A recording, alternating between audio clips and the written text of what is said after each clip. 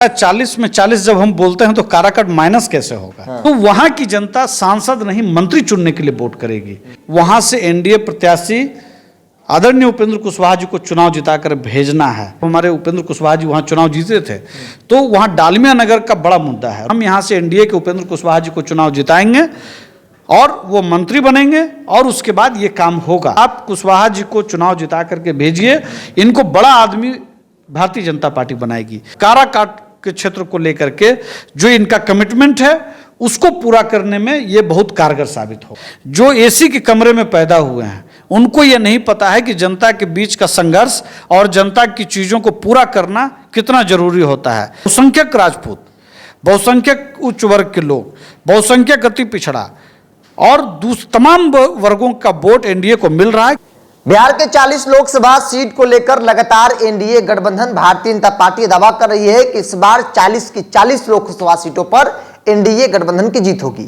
लेकिन अब भाजपा के नेता के अंदर भी सवाल खड़ा हो जा रहा है कि भाई काराकाट हम लोग कैसे जीतेंगे। मेरे साथ आरएलएम पार्टी के प्रदेश प्रवक्ता राहुल जी हैं। आप घूम रहे थे 40 का 40 जो स्लोगन है या फिर 400 पार जो कह रहे थे उसमें काराकाट है, चूंकि काराकाट में कई चुनौती देखी जा रही है पवन सिंह को लेकर। मुझे लगता है 40 में 40 जब हम बोलते हैं तो काराकाट माइनस कैसे होगा। 40 तो तभी होगा जब हम सभी सीट जीतेंगे। मैं एक बात आपको बहुत स्पष्ट तौर पर कहूं, मैं दावे के साथ मैं आज आपको कह रहा हूं कि काराकाट की जनता ने मन बना लिया है कि वहां से एनडीए प्रत्याशी आदरणीय उपेंद्र कुशवाहा जी को चुनाव जिताकर भेजना है। इसकी कई वजह हैं, 2-3 बहुत महत्वपूर्ण वजह है। सबसे पहली बात तो ये कि जब 2014 में भी जब हमारे उपेंद्र कुशवाहा जी वहाँ चुनाव जीते थे तो वहाँ डालमिया नगर का बड़ा मुद्दा है। रोजगार को लेकर के, इंडस्ट्री दोबारा चले उसको लेकर के वहाँ एक बड़ा मुद्दा है और उसको लेकर के उन्होंने बहुत काम किया। वहाँ की जनता इस बात को जानती है। लेकिन दुर्भाग्य ऐसा है कि जब परिस्थितियाँ ऐसी बनी कि अब वहाँ से आगे बढ़ती चीज़ें कि अब यहाँ पर शिलान्यास और दूसरी चीज़ें हो पाती, पेपर वर्क सब कुछ हो चुका था, लेकिन किसी वजह से जनता ने इनको खारिज कर दिया। अगले चुनाव में वो काम वहीं का वहीं ठप हो गया। अब वहाँ की जनता इस बात को लेकर के परेशान है या कहिए कि एकदम आश्वस्त कर लेना चाहती है कि किसी भी स्थिति में हम यहाँ से एनडीए के उपेंद्र कुशवाहा जी को चुनाव जिताएंगे और वो मंत्री बनेंगे और उसके बाद ये काम होगा। इसके पक्ष में 2-3 चीज़ें और भी हुई हैं। बड़ी अच्छी बात ये हुई कि आदरणीय प्रधानमंत्री नरेंद्र मोदी जी का भी वहाँ कार्यक्रम हुआ और बहुत शानदार कार्यक्रम हुआ और उनका आशीर्वाद उनको मिला। दूसरी बात ये हुई कि गृह मंत्री जी ने स्पष्ट शब्दों में अपने भाषण में कहा उन्होंने कि किंतु परंतु छोड़िए, आप कुशवाहा जी को चुनाव जिता करके भेजिए, इनको बड़ा आदमी भारतीय जनता पार्टी बनाएगी। तो बड़ा आदमी का मतलब बहुत स्पष्ट है, मंत्री बनाना। तो वहां की जनता सांसद नहीं मंत्री चुनने के लिए वोट करेगी।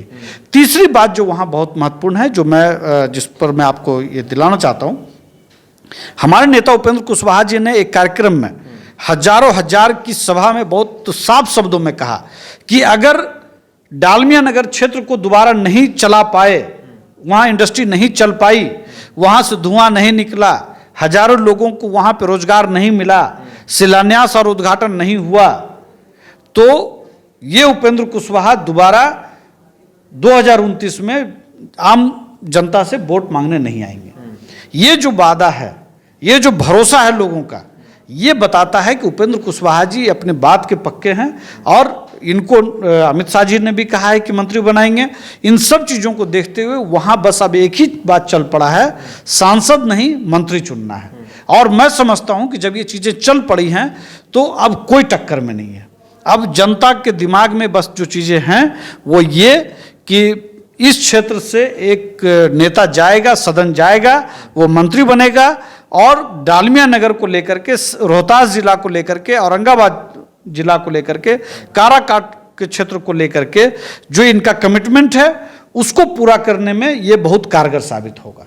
एक चीज़ देखा जा रहा है राहुल जी कि रोजगार की बात हो रही है, फैक्ट्री की बात हो रही है, स्कूल में एडमिशन कराने की बात हो रही है, लेकिन इसके साथ साथ ऐसा जो जातीय समीकरण वहाँ का है, राजपूतों की अच्छी खासी आबादी है, पवन सिंह मैदान उसी जाति से आते हैं। उपेंद्र कुशवाहा राजपूत नेताओं को काफ़ी प्राथमिकता दे रहे हैं। लोग भाजपा के तमाम जो नेता है वो कैंप किए हुए हैं, राजनाथ सिंह आए, एक से एक बड़े नेता आ रहे हैं। तो आप लोगों के मन में सवाल है कि भाई कहीं राजपूत तो खिसक तो नहीं रहा है? नहीं, मुझे हम लोग को ऐसा कहीं कोई कन्फ्यूजन नहीं लग रहा है। देखिए, एक बात चीज़ों को समझिए, एनडीए का मतलब है सभी जाति, सभी धर्म, सभी वर्ग कोई अमीर नहीं, कोई गरीब नहीं, हम सभी तक पहुंचते हैं। और जो ये कटाक्ष करते हैं कि हमने प्रधानमंत्री को सड़क पर उतरने के लिए मजबूर कर दिया, तो जो शीशे के घरों में रहते हैं, जो एसी के कमरे में पैदा हुए हैं, उनको ये नहीं पता है कि जनता के बीच का संघर्ष और जनता की चीज़ों को पूरा करना कितना जरूरी होता है।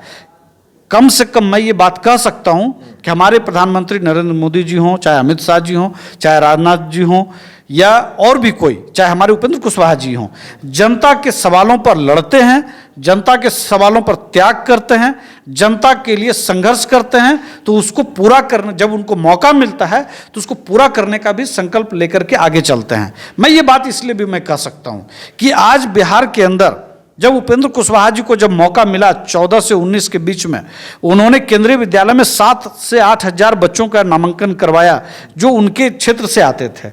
उन्होंने न धर्म देखा, न जाति देखी, उन्होंने न अमीर देखा, न गरीब देखा, उन्होंने हर जरूरतमंद को केंद्रीय विद्यालय में नामांकन कराने का काम किया और यह संख्या करीब 8 हजार है।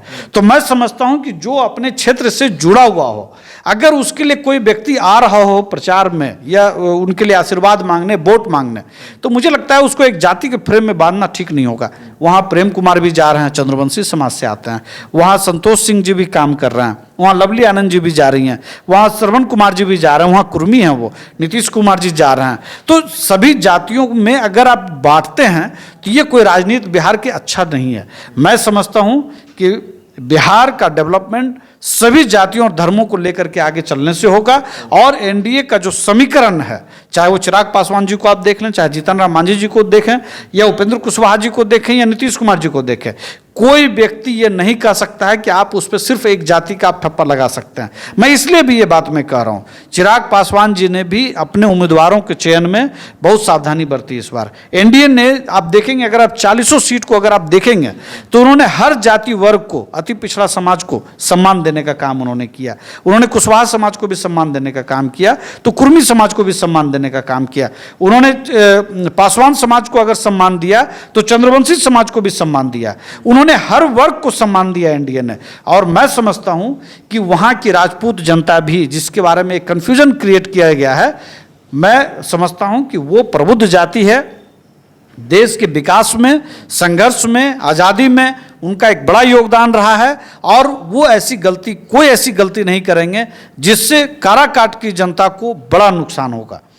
मैं समझता हूं कि वहाँ बहुसंख्यक राजपूत, बहुसंख्यक उच्च वर्ग के लोग, बहुसंख्यक अति पिछड़ा और तमाम वर्गों का वोट एनडीए को मिल रहा है। क्योंकि मैंने आपको पहले ही कहा कि यह लड़ाई जातियों का नहीं है, ये लड़ाई रोहतास जिला और औरंगाबाद के जो 6 विधानसभा जिससे काराकाट बना है, उसके अंदर जो बच्चे हैं, जो लड़के लड़कियां हैं, उनके लिए रोजगार पैदा करना, उनको ये भरोसा दिलाना कि डालमिया नगर के अंदर कल से फिर से धुआं उगलेगा और सैकड़ों नहीं हजारों घरों के अंदर चिराग जलेगा। ये वादा हम उपेंद्र कुशवाहा जी के साथ वहां पर कर रहे हैं और इस वादे के साथ लोग जाएंगे।